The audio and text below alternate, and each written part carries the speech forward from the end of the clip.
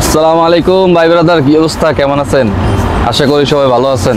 আমরাও আলহামদুলিল্লাহ আল্লাহর অশেষ মেহেরবানে ভালো আছি। ভাই হ্যাঁ, আমার আপন মামা তো ভাই বুঝছেন। আর আমরা সবাই একলগেই থাকি।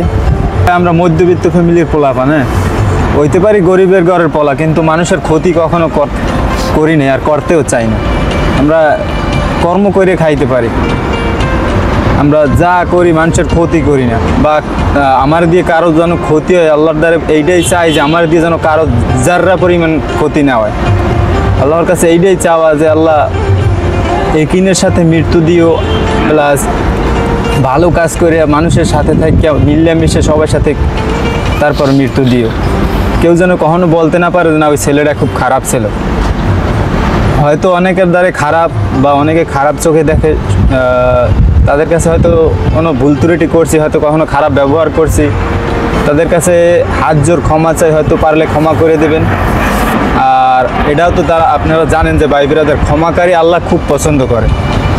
যে ক্ষমাশীল তার থেকে আর বড় কেউ নয়। তো আপনি যদি কাউরে ক্ষমা করেন, আল্লাহ আপনারা ক্ষমা করবে যদি কারোর সাথে ভুল ত্রুটি করি অবশ্যই। আর না যে অনেক ভালো ছিলাম, বা ভাই ছোটোকালে তো মুরগি চুরি করে অনেকেই খাইছে, না যে সবাই ভালো ছিল। অনেক তো মানুষের সোলো অমুক সমুক অনেক কিছু খাইছি।